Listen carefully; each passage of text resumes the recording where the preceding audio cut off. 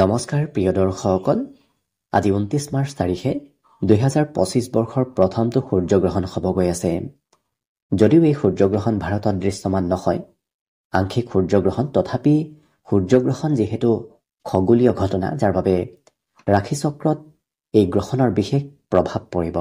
গতিকে এই সূৰ্যগ্ৰহণে আপোনাৰ ৰাশিসমূহৰ ওপৰত কি কি পৰিৱৰ্তন লৈ আনিব, সেই বিষয়ে জানিবলৈ ভিডিঅ'টো শেষলৈকে চাই থাকিব।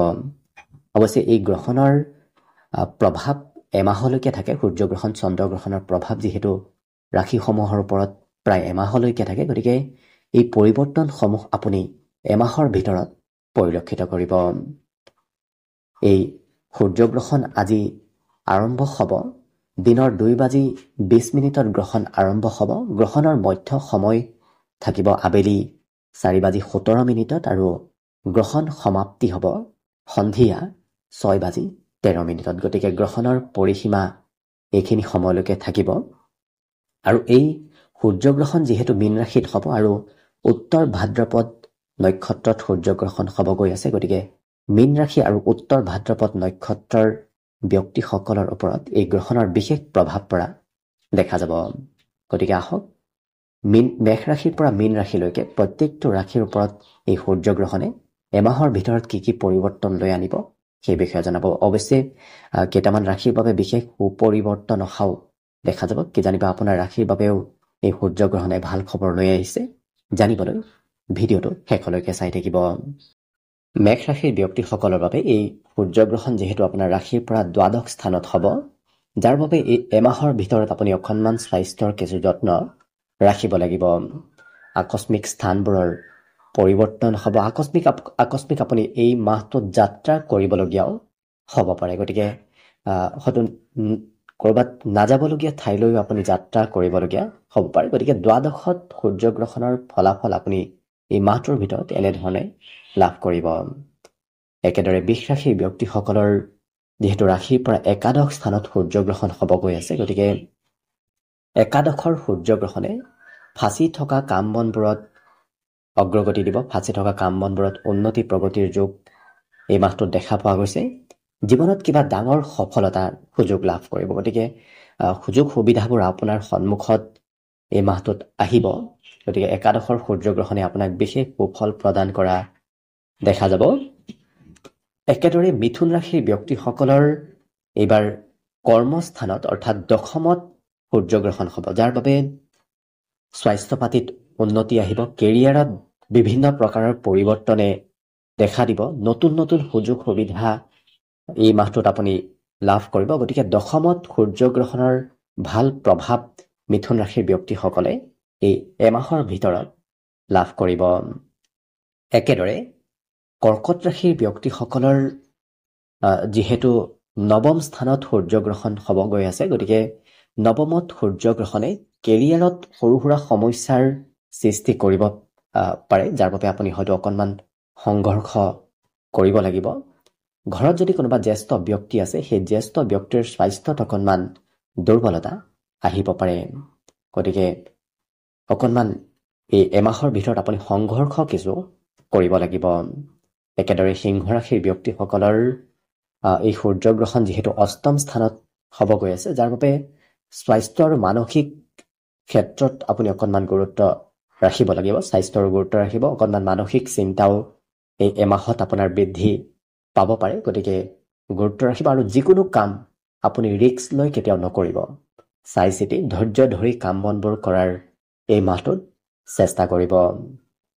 কন্যা ৰাশিৰ ব্যক্তিসকলৰ এই সূৰ্যগ্ৰহণে আপোনাৰ আৰ্থিক আৰু পাৰিবাৰিক ক্ষেত্ৰত সৰু সুৰা সমস্যাৰ সৃষ্টি কৰিব পাৰে। গতিকে আৰ্থিক আৰু পাৰিবাৰিক এই দুটা ক্ষেত্ৰত আপুনি অকণমান গুৰুত্ব ৰাখিব, কিয়নো আপোনাৰ সপ্তমত যিহেতু সূৰ্যগ্ৰহণ হ'ব, যাৰ বাবে আপুনি যদি বিবাহিত তেতিয়াহ'লে সম্পৰ্কত কিছু গুৰুত্ব দিয়াৰ চেষ্টা কৰিব। একেদৰে তুলা ৰাশিৰ ব্যক্তিসকলৰ বাবে অৱশ্যে যিহেতু ষষ্ঠ স্থানত এই সূৰ্যগ্ৰহণ হ'ব গৈ আছে, গতিকে ষষ্ঠত সূৰ্যগ্ৰহণে আপোনাৰ বিভিন্ন প্ৰকাৰৰ সমস্যাবোৰ সমাধান কৰাব, শত্ৰুবোৰ নোহোৱা কৰিব, স্বাস্থ্য পাতিত উন্নতি আহিব ধৰিব। বিগত দিনৰ পৰা যদি আপোনাৰ স্বাস্থ্যত কিছু দুৰ্বলতা আহি আছিল, সেই দুৰ্বলতাবোৰ এই মাহত নোহোৱা হ'ব। অৰ্থাৎ সূৰ্যগ্ৰহণৰ প্ৰভাৱে আপোনাৰ স্বাস্থ্য পাতি, ঋণ আৰু বিভিন্ন ক্ষেত্ৰৰ সমস্যাবোৰৰ পৰা আপোনাক সমাধান দিয়া দেখা যাব।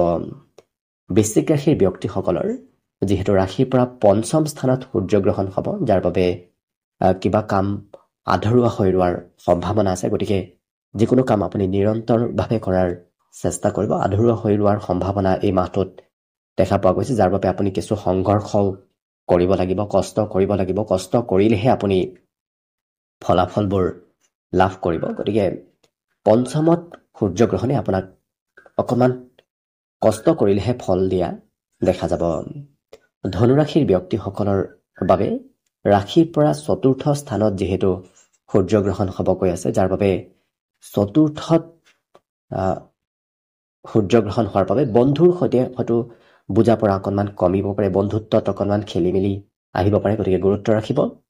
হঠাৎ স্থানৰ পৰিৱৰ্তন হ'ব, যাৰ বাবে আপুনি একেটা দিনত একেটা ঠাইত থাকি কাম কৰাত সুযোগ নাপাব। বিভিন্ন সময়ত বিভিন্ন স্থানত আপুনি থাকিবলগীয়া হ'ব পাৰে, নতুবা যাবলগীয়া হ'ব পাৰে। মকৰ ৰাশিৰ ব্যক্তিসকলৰ বাবে অৱশ্যে যিহেতু ৰাশিৰ পৰা তৃতীয় স্থানত সূৰ্যগ্ৰহণ হ'ব, যাৰ বাবে স্বাস্থ্য আৰু মানসিক এই দুটা ক্ষেত্ৰত সুস্থ সবলতাৰ যোগ দেখা পোৱা গৈছে। বিগত দিনৰ তুলনাত, বিগত মাহৰ তুলনাত এই মাহত আপোনাৰ স্বাস্থ্য পাতিত উন্নতি লাভ কৰিব। মানসিকভাৱেও কিছু সবল হৈ পৰা দেখা যাব আৰু যিকোনো নতুন কামৰ শুভাৰম্ভ হোৱা দেখা যাব। আৰু যদি আপুনি নতুন কামৰ শুভাৰম্ভ কৰেও তেতিয়াও বিশেষ লাভালাভ এই মাহটোত আপুনি লাভ কৰিব। গতিকে তৃতীয় স্থানত সূৰ্যগ্ৰহণে আপোনাক এই মাহটোত বিশেষ সুফল প্ৰদান কৰা দেখা যাব। একেদৰে কুম্ভ ৰাশিৰ ব্যক্তিসকলৰ বাবে যিহেতু ৰাশিৰ পৰা দ্বিতীয় স্থানত সূৰ্যগ্ৰহণ হ'ব, যাৰ বাবে স্বাস্থ্যৰ অকণমান যত্ন ৰাখিব লাগিব। পাৰিবাৰিক ক্ষেত্ৰতো আপুনি কিছু গুৰুত্ব দিয়াৰ প্ৰয়োজনীয়তা আহি পৰিব। লগতে আপুনি কথা বতৰা কোৱাৰ ক্ষেত্ৰত অকণমান সংযম হ'ব, কাৰণ আপুনি কোৱা কথাই হয়তো শত্ৰুতা বৃদ্ধি কৰাব পাৰে, নতুবা আপুনি কোৱা কথাবোৰ আনৰ সিমান প্ৰিয় নহ'বও পাৰে। গতিকে অপ্ৰিয় সত্য হ'লেও আপুনি কোৱাৰ পৰা অকণমান দূৰত থাকিব।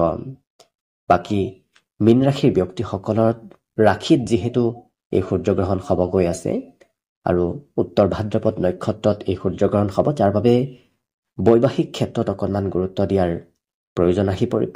বাদ বিবাদ, কাজিয়া পেচালৰ পৰা যিমান পাৰে দূৰত থকাৰ আপুনি চেষ্টা কৰিব। তেনে কৰিলে দেখিব আপুনি কিছু পৰিমাণে হ'লেও অশুভ প্ৰভাৱৰ পৰা দূৰত থাকিব পাৰিব। বাকী অৱশ্যে যিহেতু সূৰ্যগ্ৰহণ ভাৰতত দৃশ্যমান নহয়, গতিকে যিবোৰ সূৰ্যগ্ৰহণৰ সময়ত নীতি নিয়ম পালন কৰিবলগীয়া থাকে, ধৰি লওক অন্ন গ্ৰহণ কৰিব নালাগে, মন্দিৰত চাকি বন্তি দিব নালাগে, তেনে ধৰণৰ ক্ষেত্ৰৰ ফালৰ পৰা পালন কৰিবলগীয়া নীতি নিয়ম সিমান নাথাকে, কাৰণ ভাৰতত দৃশ্যমান নোহোৱাৰ বাবে সেই নীতি নিয়মবোৰ পালন কৰাৰ কোনো প্ৰয়োজনীয়তা আহি নপৰে। গতিকে আশা কৰিছোঁ সূৰ্যগ্ৰহণৰ শুভ প্ৰভাৱ আপুনি লাভ কৰক। যিমান পাৰে আজিৰ দিনটোত ভগৱান সূৰ্যক আৰাধনা কৰাৰ চেষ্টা কৰক আৰু ৰাতিপুৱাৰ ভাগতে সূৰ্য অৰ্ঘ্য প্ৰদান কৰাৰ চেষ্টা কৰক। ৰাতিপুৱা নতুবা স্নান কৰি উঠি যদি আপুনি সূৰ্য অৰ্ঘ্য প্ৰদান কৰে, অৰ্থাৎ তুলসীৰ গুৰিত যদি আপুনি তামৰ পাত্ৰেৰে জল অৰ্পণ কৰে সূৰ্য দৰ্শন কৰি, তেতিয়া সূৰ্যগ্ৰহণৰ যথেষ্ট অশুভ প্ৰভাৱৰ পৰা আপুনি মুক্তি লাভ কৰিব পাৰিব। গতিকে আশা কৰিছোঁ আগন্তুক মাহটো যেন আপোনালোকৰ শুভ আৰু মংগলময় হৈ পৰক, তাৰেই কামনাৰে ভিডিঅ'টো আজিৰ বাবে ইমানতে সামৰি মাৰিছোঁ। ধন্যবাদ।